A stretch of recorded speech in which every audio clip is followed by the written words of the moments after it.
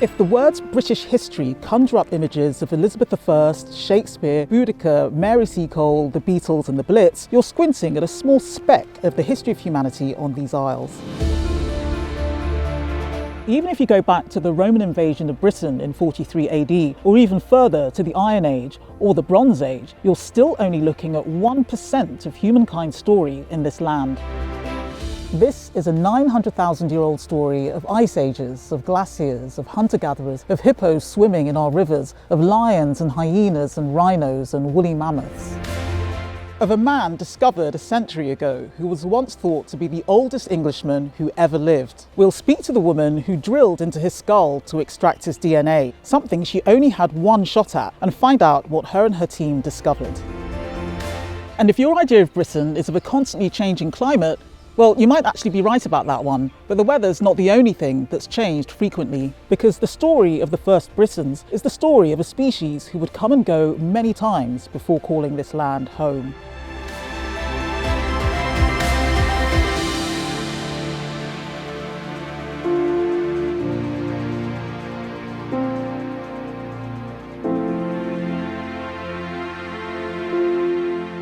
Back in the mists of time, in the year AD 2010, British National Party leader Nick Griffin, in his controversial appearance on the BBC's Question Time, said, "The indigenous people of this island are the English, the Scots, the Welsh and the Irish. We are the Aborigines here."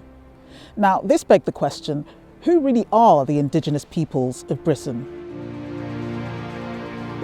I'm Noor Sarawiwa, and I'm a travel writer, and this is a story that has travel and the movements of peoples at its heart. Movement is something few of us have enjoyed lately.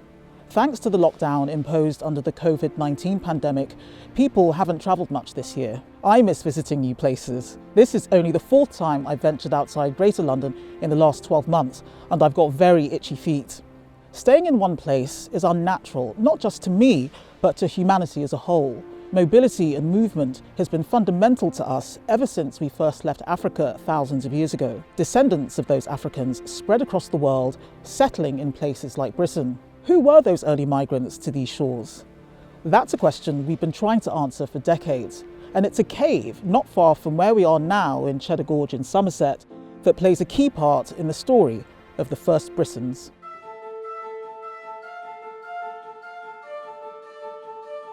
In 1903, just 2 years after the death of Queen Victoria, a discovery was made which would change our understanding of who the early Britons were. But it would be over a century before we realised how significant that find would be. We visited the Natural History Museum in London to find out more. My name is Dr. Selina Brace, and I'm an ancient DNA researcher here at the Natural History Museum in London. And this is Cheddar Man. He is Britain's oldest, most complete skeleton, and he resides here at the Natural History Museum on loan from the Longley estate. He's a pretty iconic character. He was found in a cave in Somerset near a small village called Cheddar. The caves in Cheddar Gorge where he was found were actually these kind of Victorian show caves where people would go, much like you would today, to go and see the stalactites and stalagmites of Cheddar Gorge. But in December of 1903, two workmen who were digging a ditch for the caves came across the skeleton of an almost complete young man, which at the time caused quite the media storm. People were already saying, perhaps this is the oldest Englishman. Is he 80,000 years old? Nobody knew, but he created an awful lot of interest. What we know now, of course, is that he was a young man, probably in his early 20s when he died. We don't know why he died. He has quite a large, significant hole over the top of his right eye. This was possibly an abscess that may have caused his death, or it may have happened after he died, so perhaps even from water dripping on his remains in the cave. We don't know. What we do know is that he died around 10,000 years ago. He's been radiocarbon dated. When we look at him, we think that he was probably about 5 foot or so tall. We know this from the length of his bones. Because he's 10,000 years old, he would have been a hunter-gatherer. He lived in the Mesolithic period in Britain, which is a time when people were roaming across the land. They were living in portable animal skin tents, took shelters in caves like Cheddar Gorge, but did not stay in one place. They moved around, they moved with the seasons, hunted things like auroch, wild boar, deer. They had what we call a nomadic lifestyle. Cheddar Man certainly wasn't the oldest Englishman or the oldest Briton or even the oldest Homo sapien to live in what's now the British Isles. He wasn't even the oldest inhabitant of the place where he was discovered, Goff's Cave, currently closed during the coronavirus pandemic. Remains dating almost 5 millennia earlier reveal Ice Age humans who practiced cannibalism, possibly for ritualistic purposes. There are signs of teenagers, and in one case a 3-year-old child, who were eaten. They even fashioned cups and bowls from skulls. But Cheddar Man's discovery was significant, and over 100 years later, a very different kind of media storm would erupt around him. But before we hear that story, before we explore what it was about Cheddar Man that was so interesting to Selina and her team at the Natural History Museum, we have to go back to the very beginning.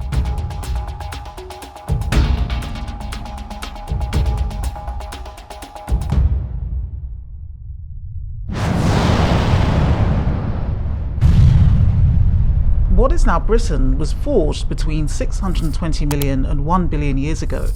A great continental crust had come into being and would split over time and reform into new land masses.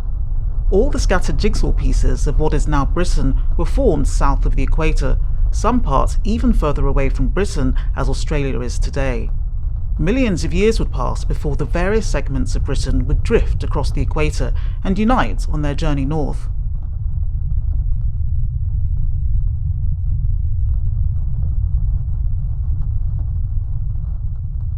And just under 1 million years ago, Britain, still connected to continental Europe by a broad land bridge, saw its first visit from our ancestors. In May 2013, a storm exposed a layer of rock on a beach in Haysborough in Norfolk that was normally covered by sand. 3 months later, sand was covering the layer of rock once more, but in the brief time in between, a group of archaeologists found something that looked distinctly like a series of footprints. We now believe those footprints are around 900,000 years old, and they belonged to early humans. Now, we have no idea which particular species of early humans these were. This is still before the time of Homo sapiens. It's been suggested that they were a branch of our ancient relatives called Homo antecessor, known to have lived in what's now Spain. But as no remains have been found, we just don't know. What we do know is that Britain did not give them a warm welcome. At this time, Britain was a cold, hostile landscape. They'd have to survive harsh, bitter winters in the pine forests and avoid the prowling hyenas. If this sounds like an unappealing place to settle, it was. And whoever these early humans were, they didn't stay.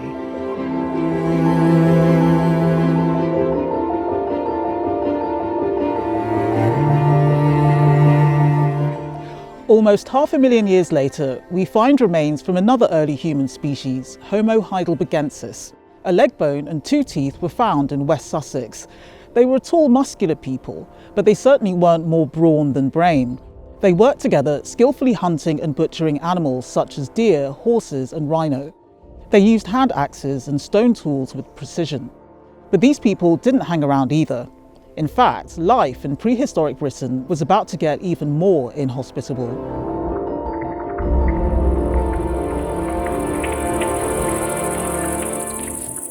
Prehistoric Britain's climate changed wildly over the millennia. Sometimes it was as hot as the Mediterranean. And at other times, ice ages would sweep over the land and our early ancestors would be forced to leave or be wiped out. The climate at this time was constantly fluctuating. The temperatures were dropping. We had glaciers coming across Britain at different time points, and this means that Britain was uninhabitable by humans for quite large swathes of time. So although there were these earlier humans in Britain, none of them remained. We believe ice ages swept across Britain 8 or 9 times, the harshest occurring 450,000 years ago, when the whole of northern Europe was under a great sheet of ice.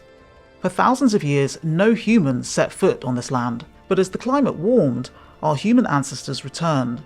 And this is where one of our most famous distant relatives enters the picture, the Neanderthals.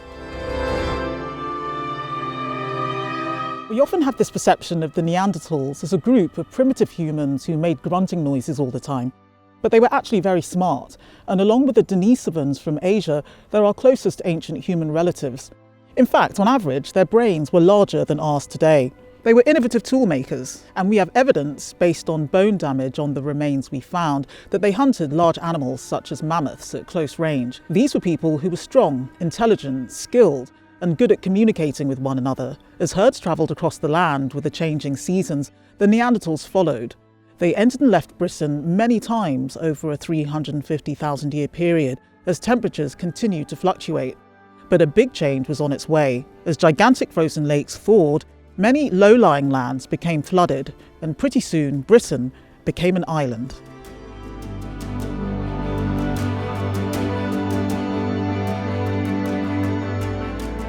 Lions have often been a symbol of Britain's might, a fearsome emblem pilfered from the heart of Africa.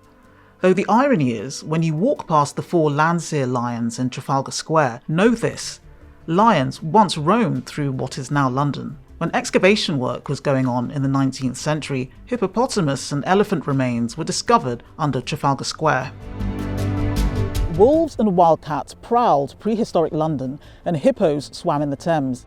Between the ice ages, Britain could be far warmer than it is today, and many of these great beasts arrived with these warming temperatures before Britain was cut off from the continent by the formation of the English Channel. During colder periods, other large mammals made Britain home. Woolly mammoth fossils were found under the Strand, and remnants of woolly rhinoceroses were uncovered beneath Battersea Power Station. But one species that had not made their way back was the Neanderthals. In fact, there's a period of 120,000 years when we have no evidence whatsoever that humans visited Britain. No remains, no tools, nothing. Of course, that doesn't mean that there isn't evidence out there to be found, but from what we know right now, Britain at this time seems to be a land without humans once more.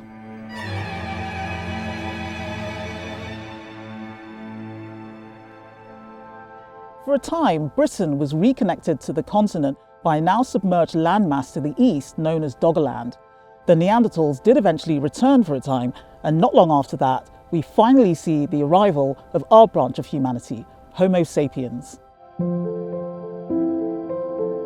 So the first evidence for modern human remains, so Homo sapiens in Britain, is around 40,000 years ago. So this is before the time of Cheddar Man. So this is before the hunter-gatherer Mesolithic people. These are the Paleolithic people. And the remains we find from them are, we have a part of a jawbone that was found in Kent's Cavern in Devon. And then there is a man called the Lady of Paverland, who is in fact a man, that was found in Wales, and that's 33,000 years ago. But the thing with these individuals and these people who were coming into Britain is that they didn't remain there.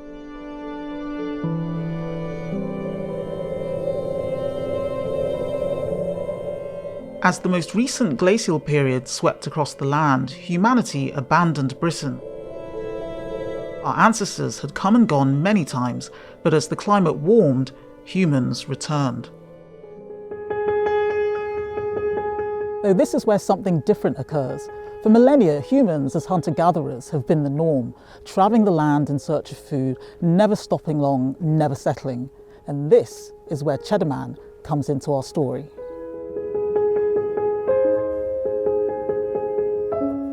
It was a big change in human behaviour that made Dr. Selina Brace and the team at the Natural History Museum especially interested in Cheddar Man and his people. We were interested in looking at Cheddar Man's DNA in part because it is Cheddar Man. He's an iconic skeleton. He's the most complete human skeleton ever found in Britain. But we were also looking at him as part of a much wider study, looking at many, many different individuals from Britain at this time point. what we were looking at, well, the questions that we were trying to ask by looking at Cheddar Man's DNA and other hunter-gatherers from this time, is we wanted to understand why people in Britain change from being hunter-gatherer into being Neolithic farmers. This is of particular interest to us because it's probably the biggest shift in how people behave in modern human history. It's a really big jump to go from being a hunter-gatherer, roaming the land, not living in any one place, moving around all the time, to then suddenly shifting to being a farmer, living in one place, farming the land, domesticating animals, living in a very close community next to each other. The change that this would have involved in their day-to-day lives is massive, and it's almost quite surprising why this happened, and certainly the mechanism as to how this happened is really quite striking. When people first started farming, we're not even sure it was a particularly good idea. It wasn't necessarily particularly good for their health in the beginning. They've gone from having a very broad diet. They would have been eating sort of various things in the season. This is the Cheddar Man, a hunter-gatherer, to then suddenly just eating cereal crops, things that they could farm, domesticated animals. It's a massive shift, and we really wanted to know why that shift had happened. When Selina and her team sequenced Cheddar Man's DNA, their results would generate headlines. But first, they had to extract the DNA. This was a task Selina had to perform on remains which had been famous for over a century, and she only had one chance to get it right. As an ancient DNA specialist, my job is literally to get DNA out of dead stuff. This is quite a specialist job because as soon as any living organism dies, the DNA begins to break down. It breaks down into smaller and smaller fragments. So what this means is we have to work in a very specialised laboratory.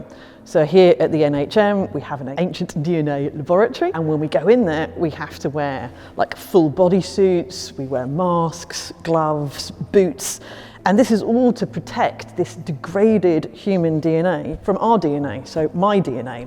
I don't want to be sequencing me instead of Cheddar Man. So when it first starts with trying to get DNA from a sample, we have to take the sample, in this case Cheddar Man and Cheddar Man's skull, into the ancient DNA laboratory, which was quite a scary day, I have to say. No one really wants to be drilling into an iconic specimen, so yeah, I was a bit worried.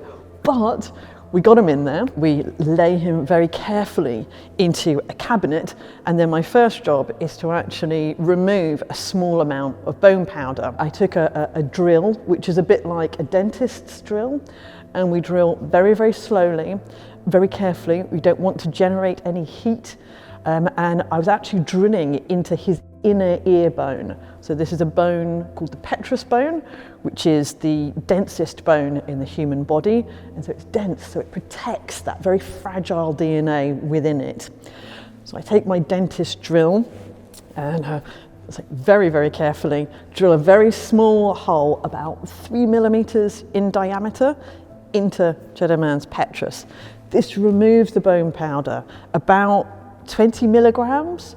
20 milligrams is a tiny amount. You can probably fit it just in your fingernail. So a small amount of bone powder. From that bone powder, we then break down everything that isn't the DNA. So we break down the bone, and then we wash away all the other things that are sometimes in a bone sample. We get rid of those, and then we have our DNA extract.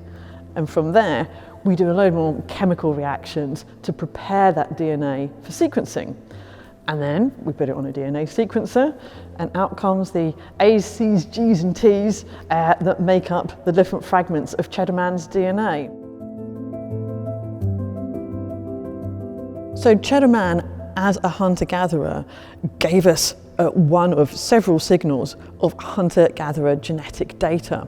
And when we compared this to the remains, the DNA from people who were farming in Britain, we see that these two genetic signatures are completely different. So what this means is we can make assessments about how this farming was taken up, because what this means is we have two different groups of people. In other words, the people who were farmers were a different group of people who moved from the continent into Britain, bringing farming practices with them. So it was not a transition of ideas. It wasn't that the hunter-gatherers, people like Cheddar Man, looked at the idea of farming and started farming. It's more that we see a completely different group of people coming into the UK and beginning farming there. So looking at Cheddar Man's DNA was able to help us answer this much bigger question about how the practice of farming occurred in Britain. But of course, it also told us quite a lot about Cheddar Man, the individual. We can say that he, for instance, was not able to digest milk as an adult. He would have been lactose intolerant, which in some senses isn't that surprising, because of course he wasn't a farmer. He wouldn't have been exposed to dairying and farming practices. But we can also say from his DNA a lot about how Cheddar Man actually looked, his phenotype. And from this we can see that he would have had dark brown, probably slightly curly hair. He had a light blue or grey to green eye colour. And of course, his skin pigmentation would have been dark or dark brown to black in colour. In 1903, Cheddar Man had caused a media storm, and 115 years later, in 2018, he was making headlines again. But for Selina and everyone at the Natural History Museum, were the results really all that surprising? To be honest, we weren't particularly surprised by these findings, mainly because other individuals have been sequenced from this time point. So, for example, there's an individual known as Labrania from northern Spain, and when scientists looked at his DNA, they also found this kind of slightly, what seems odd to our eye today, but a very dark skin pigmentation coupled with very light blue eyes and colour.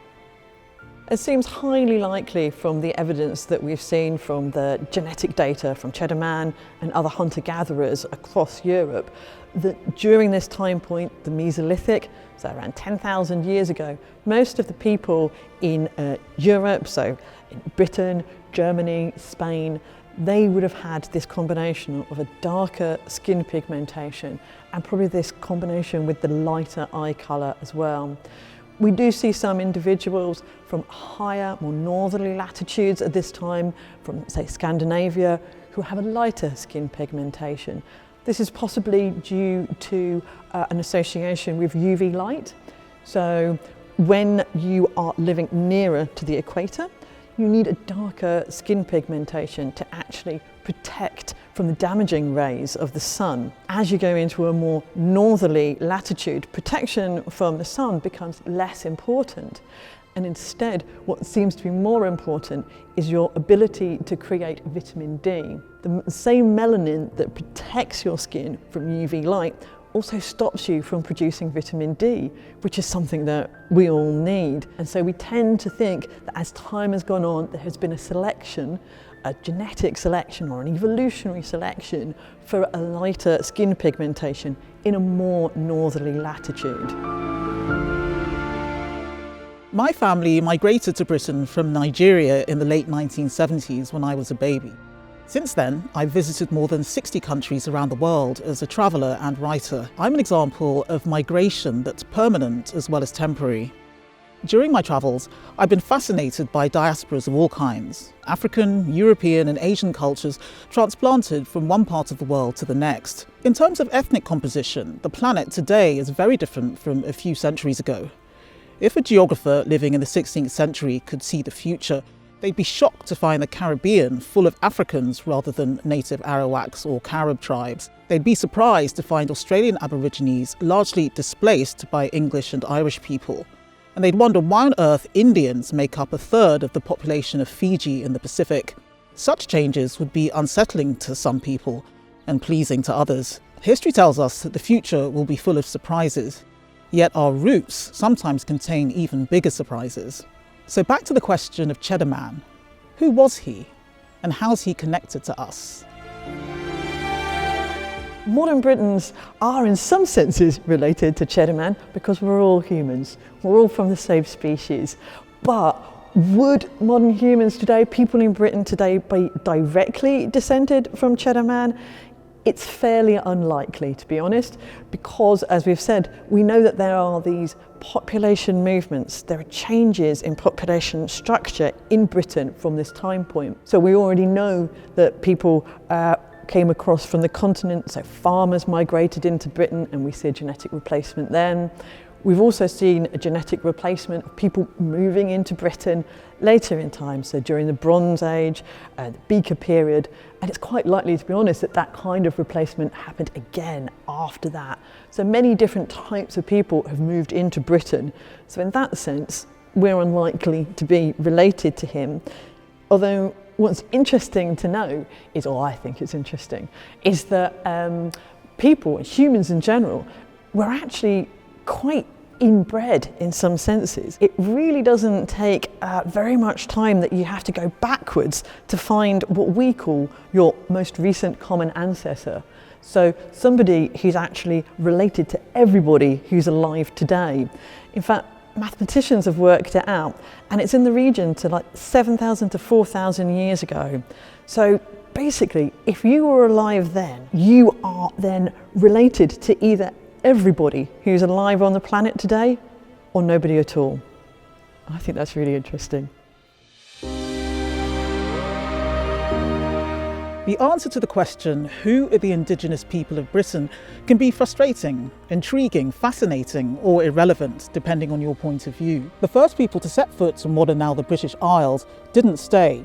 Neither did the next group, or the next, or the next. Most likely, Britons today are not directly related to Cheddar Man or many of the other early human settlers. Over the 900,000 years of human history in the British Isles, humans have only been settled here for the last 11% of that time, since around 10,000 years ago. So next time we wade into discussions about Britain's past, let's remember that this has always been a land of people who come and go, a place where at certain points humans stayed away from Britain altogether for millennia. And as our climate changes, this time for man-made reasons, perhaps how we look and our choices about where and how we live our lives will evolve once more.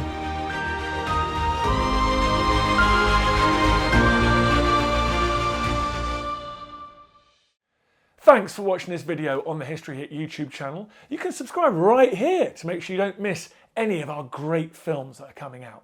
Or if you are a true history fan, check out our special dedicated history channel, historyhit.tv. You're going to love it.